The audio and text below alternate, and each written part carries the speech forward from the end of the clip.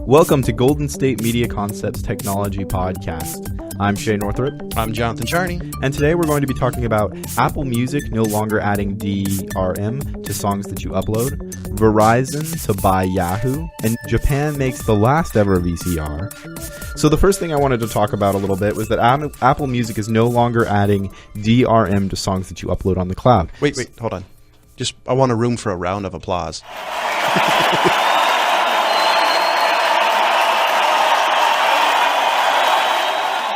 So why don't you explain to the audience what DRM is, John? DRM stands for Digital Rights Management. Basically, it's a way for the copyright holder to control what you do with the stuff you bought. Say for iTunes, for example, they could stop the music you purchased through iTunes to play on anything else but the Apple iPod, your one computer, stuff like that. And they actually have done that in the past. They don't want you to bring your stuff over to Windows Media Player. They don't want you to bring your stuff over to video editing software. For a really long time, they didn't want you to really do anything but listen to it. And unfortunately, there are always ways around everything. Now, in at least the United States, by circumventing DRM, you're actually violating the DMCA, the Digital Millennium Copyright Act. So just for everybody out there to know. Oh, the other thing, and this is a little bit of a sidebar, when you buy a CD, you're not actually owning the content. You're buying a license. And this is one of the reasons they can get away with doing DRM. It's not like they can really, it's not like they can really enforce on that kind of thing, but, be careful. So another thing that they're also doing is Apple Music is also getting lyrics to the download section in iOS 10, which is interesting, so that they're adding that as well. So I guess you can look at the lyrics as well, like you could when you opened up a CD case, and they were right there. Now, is this for the songs you buy off of iTunes, or say anything you rip off of it? I think it's just for the stuff that you buy on Apple Music. Okay, I was going to say, because I want to try. I got some pretty obscure CDs. I'd love them to find the lyrics for those. Yeah, I doubt that they'd be able to do that for you. Darn. Honestly, this is something that's kind of surprising for me because Apple is not really nice about licenses and that sort of thing. But I think it's kind of nice that they're finally getting rid of the DRM. No, I think it's about time too. I think this with Apple particularly is going to help them, because I think Apple has a little bit of an image issue. So I think this is definitely going to help pump up their image a little bit with the geek crowd. I wonder why they're doing it though. I'm really shocked. You know, I honestly think it's one of those things where they finally realize that the music industry isn't going to die if you take off DRM. But I don't see the DRM really being something Apple wanted. I can totally see this is something that was enforced by the record companies. Well, a lot of other software doesn't really have this. I believe, like Amazon doesn't have it. Windows Media Player doesn't have it. Don't get me wrong, though. With Amazon, they do some weird practices. Like, for example, when you buy Amazon, videos from Amazon, They don't let you actually download it. And I'm pretty sure that even, YouTube Music doesn't have DRM. YouTube is a completely different kettle of fish. They have a huge problem with copyright violations, and that's one of the reasons their DRM system constantly flags everything that's even remotely close to, say, a song. Now we're going to switch stories here, and this is something that is very important, believe it or not. Japan's Honda Motor Company has developed the world's first hybrid car without using heavy rare earth metals. And one of the reasons this is important, because as far as I know it, most rare earth metals actually comes from China. Hybrid vehicles combining a gasoline engine and electric motor, hybrid, have become increasingly popular in many developed countries, but source of a steady supply of rare earth metals such as dyspremium. How do you say that? Do you have any idea? Let me see. Give me 1 second. Now this is going to be very interesting, dead air. No, pretty much what they're doing is they found a way to get the engines working without rare earth metals. Now, one of the reasons they use rare earth metals is because the engines actually get hot, the electric motors, and this is supposed to be a way that the magnets won't actually melt. This is extremely important in hybrid engines because just like gasoline engines producing heat, heat is actually a byproduct of using electric engines. I think the metal is pronounced dyspremium. Yeah, that sounds close enough to me. Well, it's cool that they're going to do it without such rare metals, because I remember one of the things that those rare metals do, of course, is bump up the cost of the car. So, you know, like one of the big advertising things for the Prius was like, oh, it's going to save you so much money in gas. But are you really saving that much money? Because it's going to take like 25, 30 years before you're able to actually save enough money to make the car pay for itself. Right? I mean, in one of the ways this actually says it's actually reducing the cost, it says the reduction in cost of producing the magnets, a key component of the motors, by 10% while making them nearly 8% lighter. So you're reducing costs of the engine 10% while reducing weight, which that'll help with the gas mileage even more. Exactly. Now, we do have, this is kind of a byproduct, is oddly enough, like in California, gas taxes are actually becoming an issue because more cars are becoming more fuel efficient. I mean, it's not really germane to the story, but it is something that has become a byproduct of more fuel efficient cars. Okay. The whole thing is interesting. I love innovation, period, especially innovation that like this is going to save money for people. And that's one of the sole reasons the green movement to me is important, is it saves the environment, it saves gas. Saves money. Exactly. The one negative side to me of the green movement is a lot of people just want to jump into innovation. I, like most people, will only use green technology once it's a proven factor and I don't have to go out of my way. I think most people are like that. I hope so. And I know it sounds really lazy, but most people can't afford to go out of their way for, say, alternative fuels. One of the reasons people like the E86 flex fuel vehicles is because you can get it at the pump. Right. They don't want to go to somebody's backyard and fill up with some fuel they made, and you have to trust that it's actually okay. Right. So I think this is amazing. They didn't actually say when they're going to start using this. Let's see. Honda is aiming for new energy vehicles, including gasoline electric hybrids, plug-in hybrids, battery electric, and fuel cell vehicles, and account for 2/3 of its lineup by 2030. So I think this is exciting. I am wondering when they're going to do hydrogen, though. Because in theory, all you'd have to do is like dump in a bunch of water. I'm assuming it would be, say, like not heavy water, but water that's been processed. Right. Well, I think the biggest fear about hydrogen cars is just exploding. They've been able to like become really close with prototypes and stuff. It's just the big fear about them blowing up. I don't see them Hindenburging.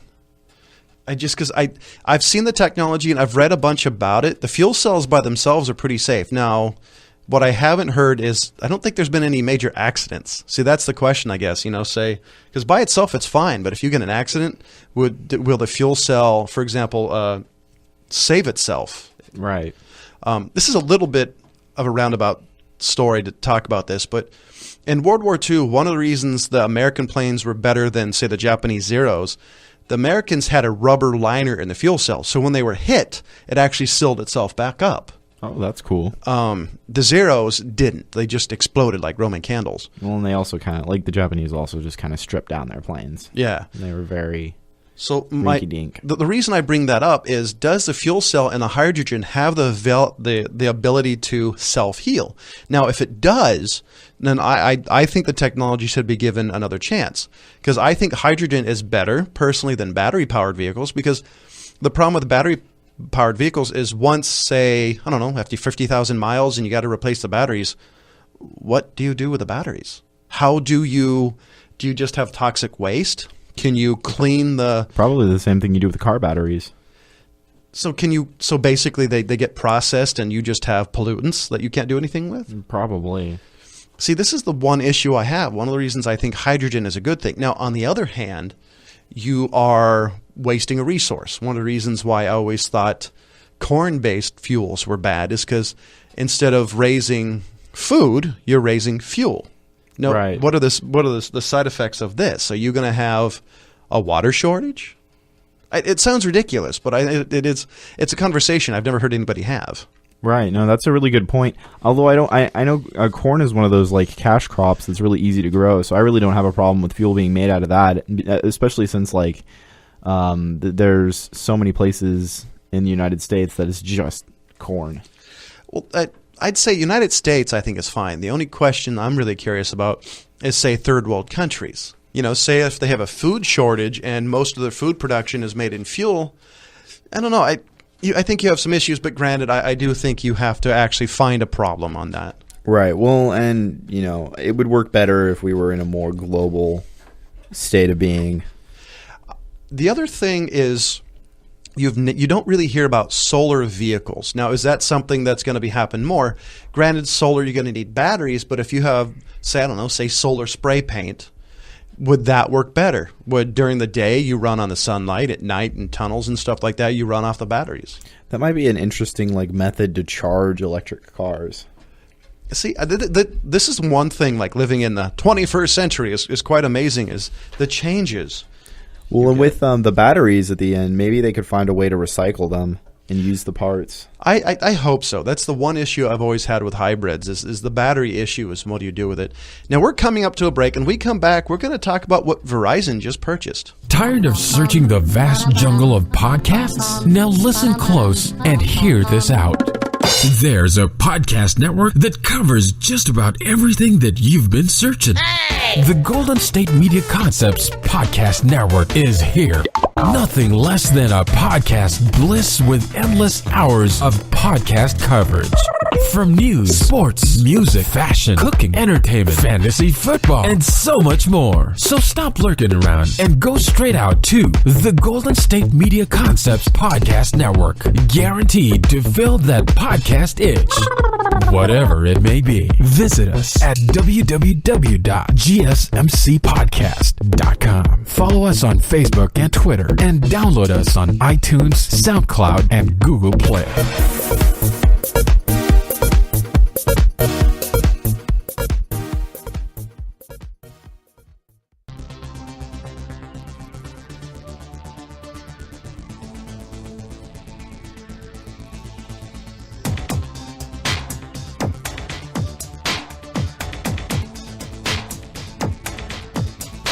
Now, Verizon just bought Yahoo with a $4.8 million deal. Now, I didn't research this a whole lot, but I found some stories. The most interesting thing about this is Microsoft 5, 10, 15 years ago was actually going to buy Yahoo for a stock deal, and they were going to get roughly $44.6 billion. Now, that dropped from $44.6 billion to $4.8 billion. So I bet particularly the shareholders are getting quite upset that they lost a hell of a lot of money in that deal. Now, this also comes on top of Verizon buying AOL, that owned companies like Engadget, one of everybody's favorite tech blogs. They also own GDGT and a bunch of other tech companies and blogs and stuff like this. Now, this is interesting. So a transaction stands to finally seal the fate of the web pioneer Yahoo after months of speculation and pressure from investors, including Starboard Value LP. The deal will add the company and its millions of daily users Verizon's growing stable of media properties. Now, in this, Verizon gets Flickr, which is pretty much what every photographer I've ever met uses for some reason. Right. They get they own Tumblr now. Oh, really? That's right. Yahoo owns Tumblr. So this is interesting. So I think this basically is Verizon trying to turn into a Comcast. Well, I think this is actually a good thing because Yahoo has been kind of iffy lately. Well, it's been iffy for the last decade. It's been very insecure. People have been able to hack into it, and it's been getting a little bit better, but Yahoo hasn't really been a great... I think, no, totally. I think the biggest problem is they don't have a visionary. They don't have somebody like an Elon Musk who's pointing the way. They've been kind of, excuse the metaphor, kind of finding their way in the darkness, as it were, because they didn't know what to do. So they did the spaghetti approach of tech firms, which is buy a bunch of stuff and see what hits, because I think it's the sole reason they bought Tumblr, which... Yeah, well, they bought Tumblr because they knew that they would be able to make a big chunk of change. Which is funny because they had to write off a huge amount of money because of it. Right. So this is an awesome news. As a guy who was around when Yahoo first came out, I'll be honest, I'm a little sad that Yahoo kind of went this way because back in the day, they were a big deal. Well, I've been using Yahoo. Yahoo was my first email, and I still currently use my Yahoo account, but I'm glad to hear that they're getting new management because it's gotten a little bit ridiculous with security lately. The problem I always had with Yahoo Mail, unlike Gmail, is the amount of spam Yahoo Mail gets. It's absurd, the level of caretaking you have to do for your Yahoo Mail. Even with my ad blockers and stuff, I still get looking for singles in your area, and it's like, what eluded you to think that that's an advertisement I want to see? Right? Now, all the stories I do say this is for them to compete with Alphabet and Google and Facebook. See, I don't really see, because a lot of the stuff is content based. Google isn't necessarily about content; they're about selling ads against the stuff you do. Well, I'm really hoping that it makes Yahoo less content based. Honestly, their news page and everything is just garbage.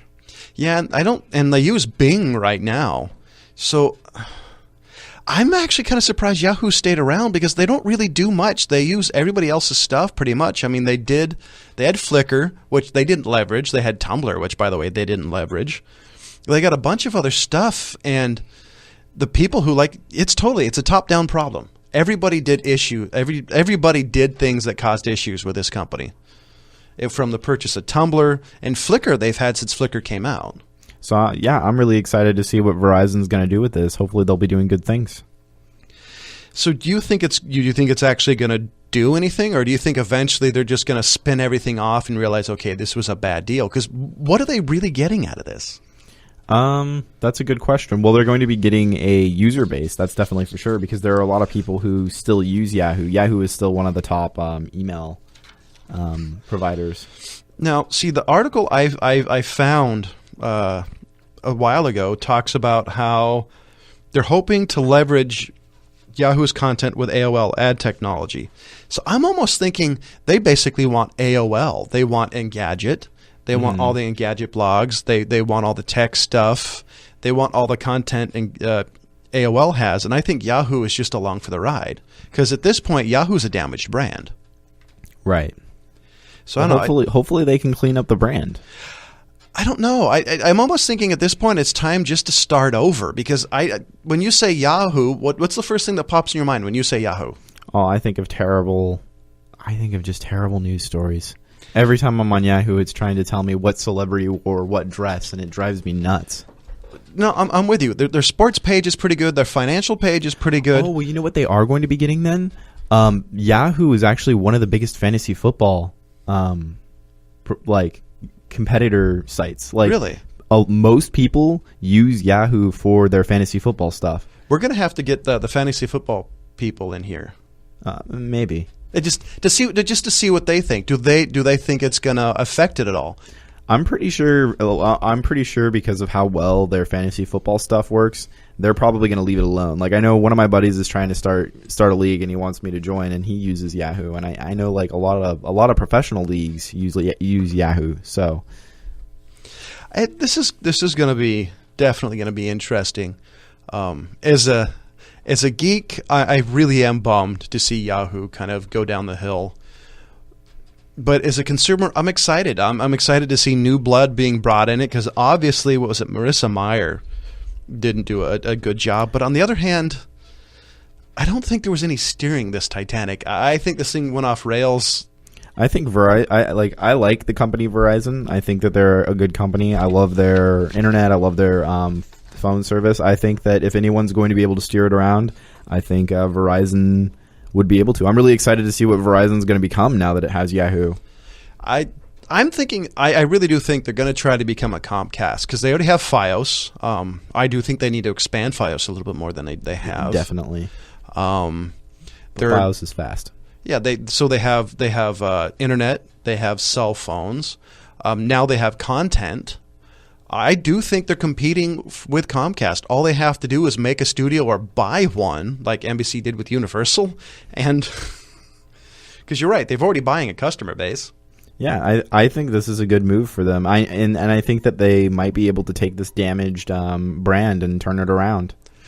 I actually don't think they're going to do it. I wouldn't be surprised if I don't see them branding everything like Verizon Mail type of thing. I can see them keeping it, or just seeing them rebranding everything somehow. Well, either way, I would like to watch them succeed, and I also don't mind watching them fail. So It's true. It's kind of sometimes you just want to watch the world burn. And we're heading up to a break, and when we come back, we're going to be tipping our cap a little bit and saying goodbye to an ancient way of watching movies. Want to find out what movies to go see? Then check out the GSMC Movie Podcast. It's your ticket to the latest movies, whether it's a new blockbuster event, romantic, comedy, or action flick. This show has got it all covered. They talk some what to go see now. Don't bother. What's hot on Netflix and everything in between. That's GSMCpodcast.com/movie-podcast. When it's all about the movies, it has to be this new show. Don't forget to like them on Facebook and follow them on Twitter. Visit GSMCpodcast.com for more info.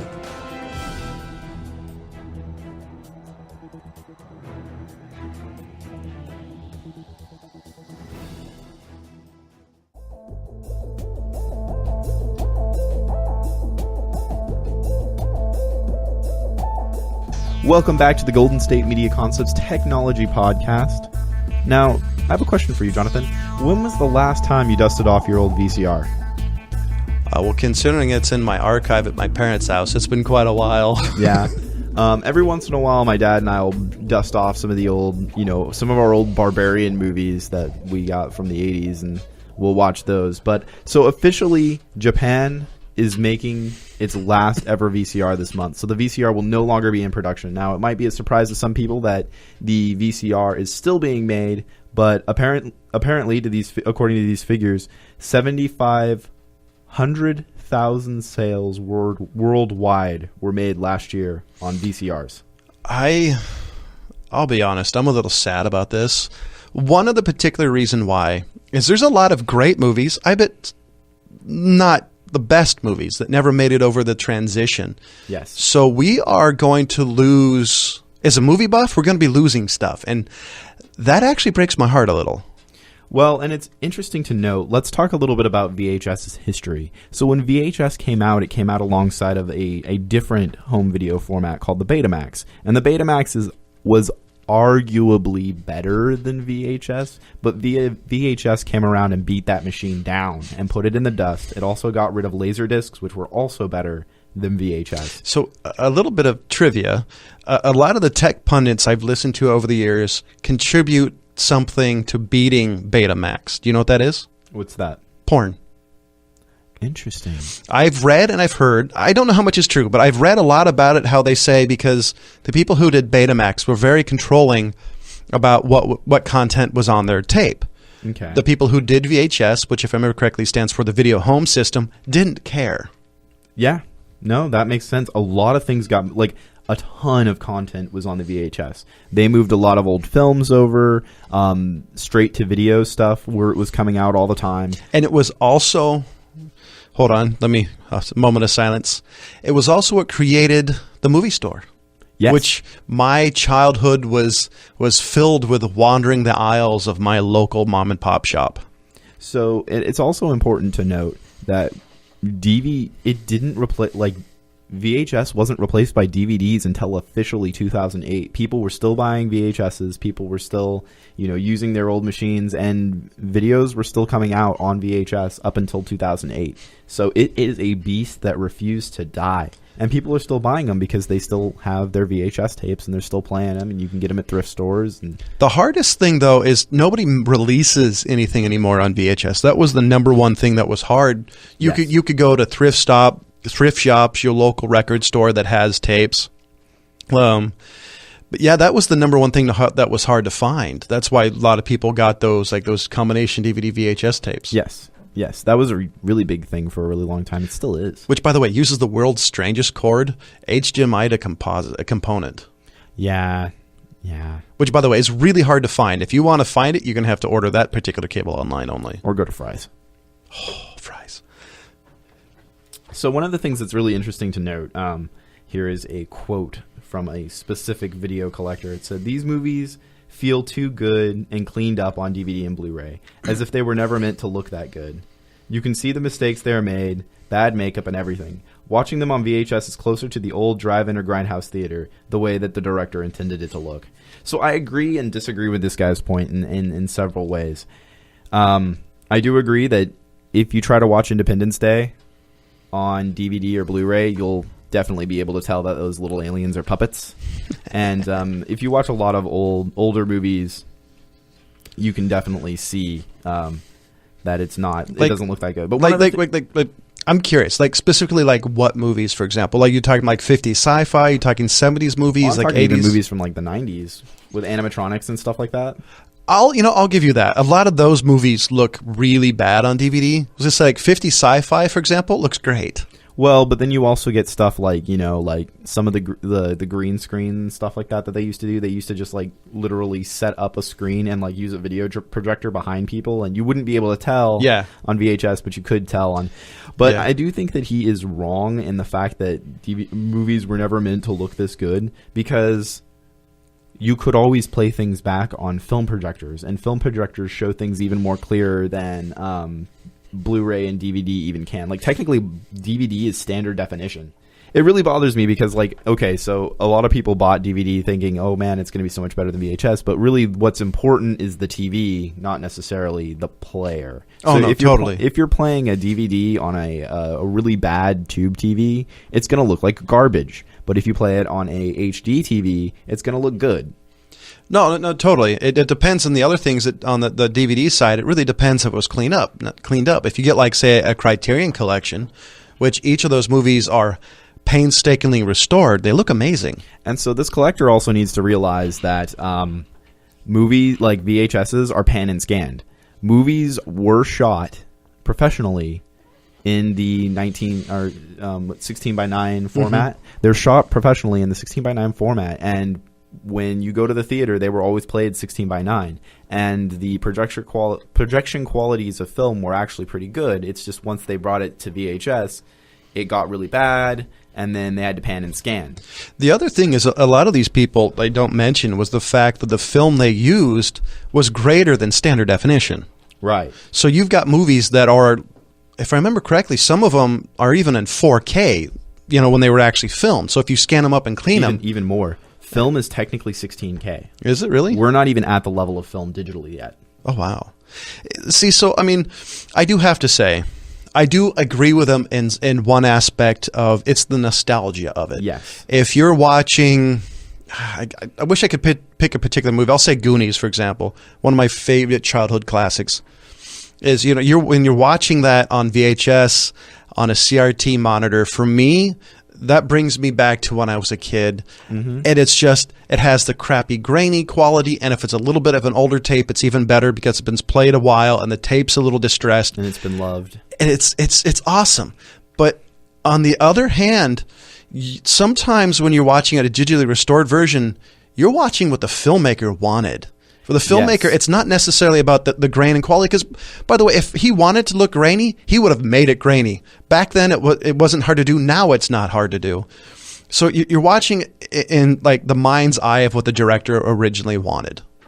Do me a favor, Jonathan. Do you like the Mad Max movies? Yes.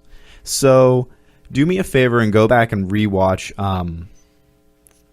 The Road Warrior on Blu-ray. Now, I had always watched that film on tape, and there were some things that, like, I was just like, oh man, this is a really low-budget movie, but I really appreciate the production design. I really appreciate, like, the characters and everything, and I didn't really care so much about, like, the cinematography and editing and everything. Now, go back and watch it on Blu-ray, because that film is shot so beautifully. It's actually done really, really well. Like, it's shot almost even, like, the Spielberg standard of shooting. It's just because it got panned and scanned and slapped on a VHS tape, it looked like garbage. And if you go back and watch it now, like, it's beautiful. Or go back and watch, like, go ahead. I would say if you watch the new Mad Max movie that came out, it's shot exactly the same. And you want to know why? It's the same freaking director.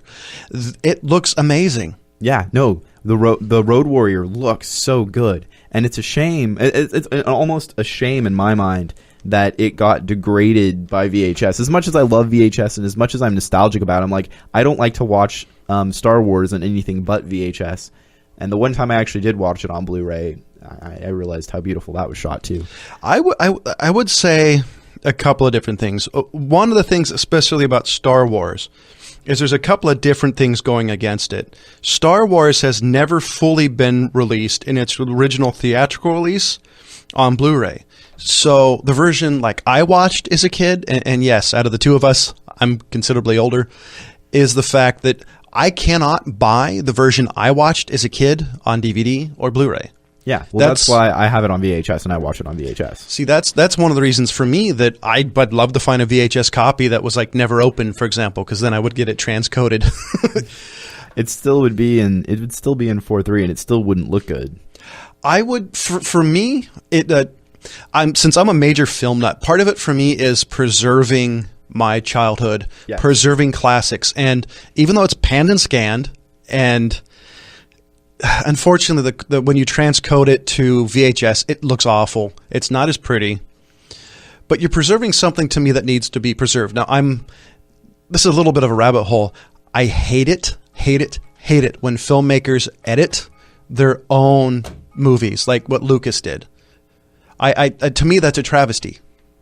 No, I agree. I understand the thought process of, oh, a movie is never done, it's just abandoned. I understand that, but we don't remember the special edition version. We don't like the special edition versions. We want what we were given originally. And the biggest thing about Star Wars is that it doesn't really, I hate to say this, and don't crucify me, audience, but it doesn't hold up as well to some of the other films. The biggest thing about Star Wars is nostalgia. If you were to, I know a few people that were not raised with Star Wars and didn't see Star Wars until their 20s. And when they saw Star Wars in their 20s, I know you're looking at me like I'm crazy, but this is a big thing. When they watch it in their 20s and they didn't grow up with it, they're not as in love with it. They're like, oh yeah, that was good. Oh yeah. When you've grown up with it and you've been raised with it, if you've been born into it and bred into it, like the first time I saw Star Wars, I was like 5.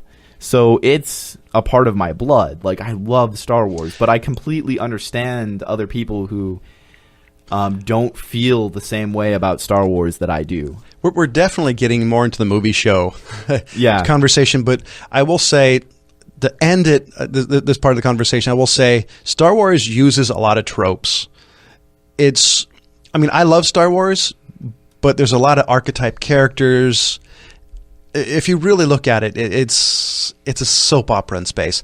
I'm really sad about the VCR going away for the things we mentioned. Part of it is because the VCR was a big part of my childhood, and that's the one thing I think is bad about modern times is there's no stores, there's no rental shops anymore. Yes, that's something that's been depressing me since they went away. I really liked being able to go to the store, look at my movie, check out the box, buy something that, maybe came out straight to video, because sometimes those were good. And, just enjoy the whole experience in that way. There's something to be said about breaking out and dusting off the old VHS player and watching some old classics. So I do recommend, if you're somebody, say, like myself and Shay, I do recommend getting a hold of one of the last VCR players, if they actually made American region and NTSCs. Put a box, wrap it in plastic wrap, put it in the attic, and save it for future generations, because I guarantee they're going to find one of these mysterious black box cubes and go, what the hell is this? They'll probably fall in love with it. Exactly. So, ladies and gentlemen, we had an amazing conversation today. We've talked about all sorts of great things, like Apple getting rid of DRM, Verizon buys Yahoo, on all sorts of things. We want you to do us a favor. Go to gsmcpodcast.com and subscribe. You can find us on iTunes and everywhere on the interwebs. You can also find amazing shows like MMA, sports, and all sorts of other great content in the GSMC network. We also want you to go to the Facebook, type in GSMC Technology Podcast. This is episode 18. What we want you to do is comment. Were we right? Were we wrong? Do you think that there's something that we didn't see in any of the stories we talked about? Or is there a story that you really want us to talk about? Make sure you leave that in the comment of episode 18. And as always, thank you for listening.